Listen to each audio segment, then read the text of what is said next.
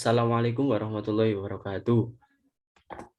Kami di sini dari kelompok 5 mata kuliah Filsafat Ilmu akan menjelaskan tentang kerangka berpikir ilmiah.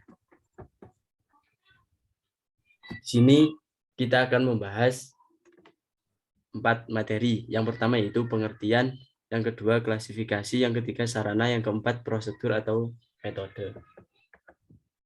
Baik, yang pertama yaitu pengertian dari kerangka berpikir ilmiah. Kerangka merupakan suatu hal yang menyusun atau menopang hal yang lainnya, sehingga sesuatu hal yang lain tersebut dapat berdiri. Kemudian, berpikir merupakan gerak akal dari satu titik ke titik yang lain, atau bisa juga diartikan gerak akal dari pengetahuan yang satu atau ketidaktahuan ke pengetahuan yang lain, atau tahu. Ilmiah merupakan suatu hal atau penyataan yang bersifat keilmuan yang sesuai dengan hukum-hukum ilmu pengetahuan atau sesuatu yang dapat dipertanggungjawabkan. Dengan menggunakan metode ilmiah atau prosedur atau langkah-langkah sistematis yang perlu diambil guna memperoleh pengetahuan yang didasarkan atas uji coba, hipotesis, serta teori secara terkendali. Dapat disimpulkan bahwa kerangka berpikir ilmiah merupakan metode dari akal kemampuan manusia untuk mempertimbangkan dan memutuskan sesuatu serta mempertimbangkan hal-hal yang belum tahu menjadi tahu yang bersifat keilmuan dan sesuatu sesuai dengan hukum-hukum ilmu pengetahuan. Nah, berpikir ilmiah biasanya berpikir secara logis dan empiris. Logis berarti masuk akal dan empiris merupakan suatu hal yang membahas secara mendalam berdasarkan fakta yang dapat dipertanggungjawabkan. Selain itu, menggunakan akal budi untuk mempertimbangkan, memutuskan, dan mengembangkan.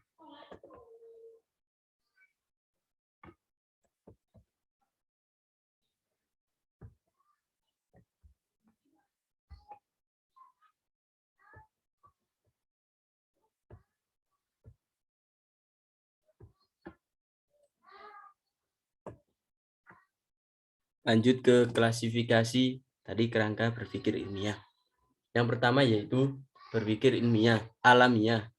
Berpikir alamiah merupakan pola penalaran berdasarkan kebiasaan sehari-hari dan dari pengaruh alam sekelilingnya. Contohnya tentang penalaran panasnya api dapat membakar suatu hal yang ada di sekelilingnya. Yang kedua yaitu berpikir ilmiah. Berpikir ilmiah merupakan pola penalaran berdasarkan sarana tertentu secara teratur dan cermat. Berpikir ilmiah adalah landasan atau kerangka berpikir penelitian ilmiah. Metode berpikir ilmiah memiliki peranan penting dalam membantu manusia untuk memperoleh pengetahuan cakrawala baru dalam menjamin eksistensi kehidupan manusia. Dengan menggunakan metode berpikir ilmiah, manusia terus mengembangkan pengetahuannya. Ada 4 cara manusia memperoleh pengetahuan. Yang pertama yaitu berpegang pada sesuatu yang telah ada. Yang kedua yaitu merujuk kepada pendapat ahli. Yang ketiga berpegang pada intuisi atau naluri. Yang keempat menggunakan metode ilmiah. Dari keempat itulah manusia dapat memperoleh pengetahuannya sebagai pelekat dasar kemajuan manusia. Yang selanjutnya akan saya sarankan kepada Mbak Yati. Baik, saya akan menjelaskan tentang sarana berpikir ilmiah. Pengertian dari sarana ilmiah yaitu suatu alat. Dengan alat ini manusia melaksanakan kegiatan ilmiah. Pada saat manusia melakukan tahapan kegiatan ilmiah, diperlukan alat berpikir yang sesuai dengan tahapan tersebut. Manusia mampu mengembangkan pengetahuannya karena manusia berpikir mengikuti kerangka berpikir ilmiah dan menggunakan alat-alat berpikir yang benar.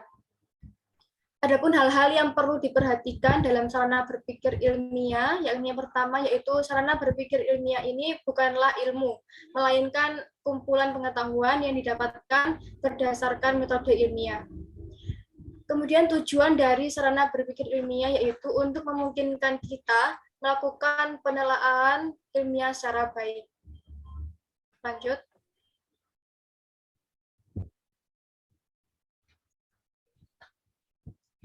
Nah, sarana berpikir ilmiah ini ada 4. Yang pertama yaitu bahasa.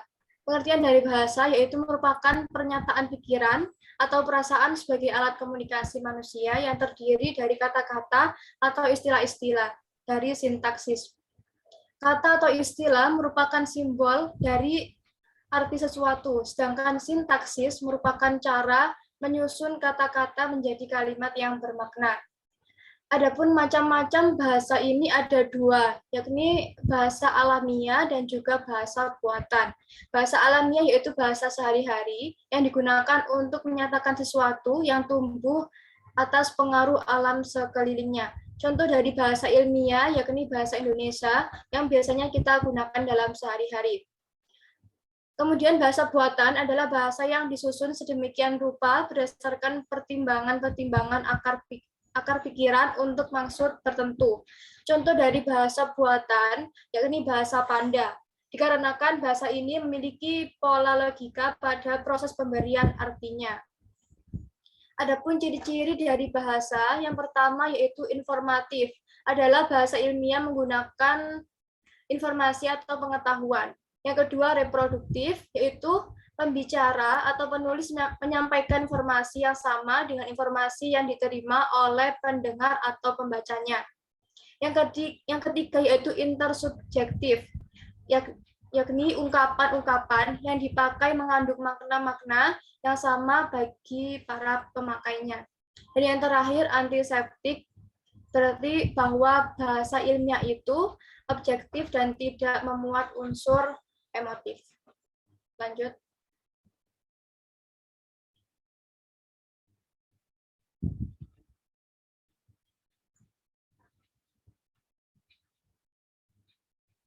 Nah, sarana berpikir ilmiah yang kedua, yakni logika. Pengertian dari logika sendiri, menurut Bakhtiar, adalah sarana untuk berpikir sistematis, valid, dan dapat dipertanggungjawabkan. Karena itu, berpikir logis adalah berpikir sesuai dengan aturan-aturan berpikir seperti setengah tidak boleh lebih besar daripada satu. Sebagai sarana berpikir ilmiah, logika mengarahkan manusia untuk berpikir dengan benar sesuai dengan kaidah-kaidah berpikir yang benar. Dengan logika, manusia dapat berpikir dengan sistematis dan dapat dipertanggungjawabkan kebenarannya. Adapun aspek-aspek penting dalam logika ada 3. Yang pertama, yakni pengertian. Merupakan tanggapan atau gambaran yang dibentuk oleh akal budi tentang kenyataan yang dipahami atau merupakan hasil pengetahuan manusia mengenai realitas. Ini yang kedua, proposisi atau pernyataan adalah rangkaian dari pengertian-pengertian yang dibentuk oleh akal budi atau pernyataan mengenai hubungan yang terdapat di antara dua buah term. Term yakni kata atau rangkaian kata yang berfungsi sebagai subjek atau predikat dalam suatu kalimat. Dan yang terakhir yakni penalaran, yaitu sebuah proses berpikir yang menghasilkan pengetahuan. Next.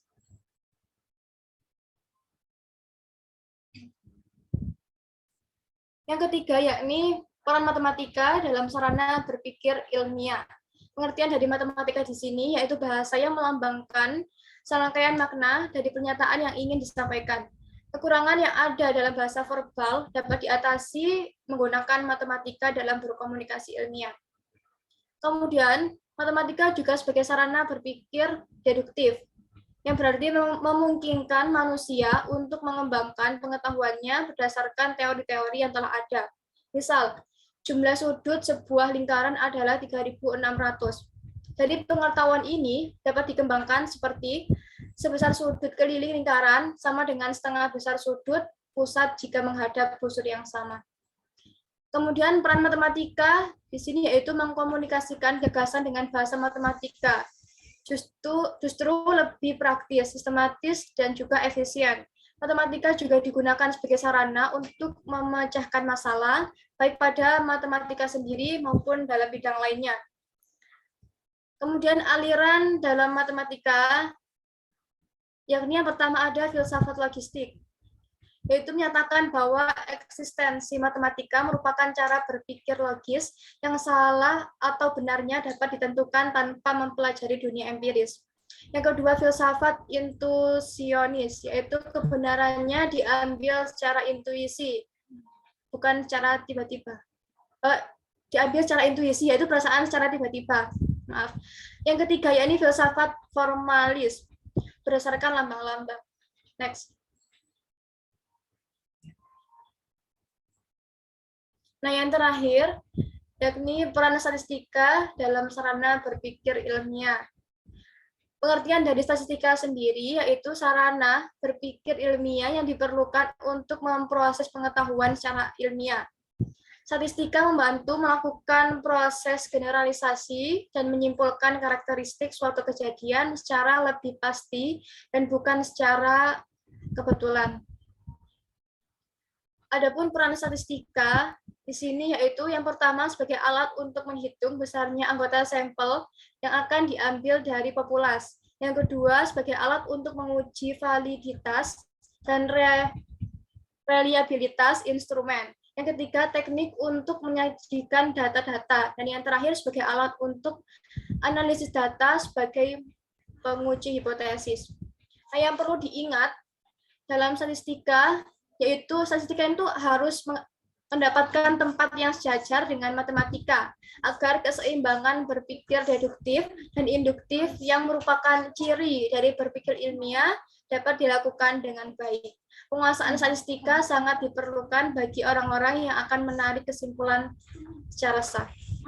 Nah, perlu diingat, jadi keunikan manusia itu bukanlah terletak pada kemampuan berpikirnya, melainkan pada kemampuan bahasanya. Dengan kata lain, tanpa mempunyai kemampuan berbahasa, seseorang tidak dapat melakukan kegiatan berpikirnya. Monggo bisa dilanjut oleh Mas Faiz.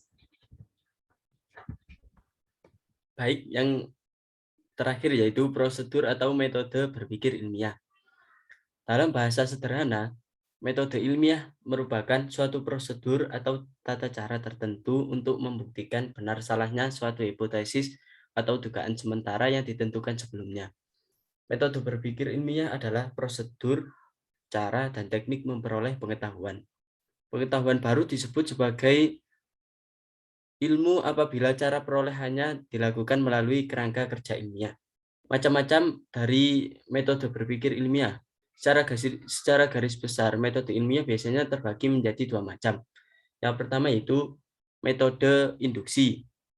Cara induksi dimulai dari penelitian terhadap kenyataan khusus satu demi satu, kemudian diadakan generalisasi dan abstraksi, lalu diakhiri dengan kesimpulan. Yang kedua yaitu metode deduksi, yaitu cara penganalisaan ilmiah yang bergerak dari hal-hal yang bersifat umum atau universal, kemudian atas dasar itu ditetapkan hal-hal yang bersifat khusus. Langkah-langkah penyusunan berpikir ilmiah. Yang pertama yaitu perumusan masalah, yang kedua menyusun kerangka berpikir dalam pengajuan hipotesis, yang ketiga perumusan hipotesis, yang keempat pengujian hipotesis, dan yang kelima penarikan kesimpulan.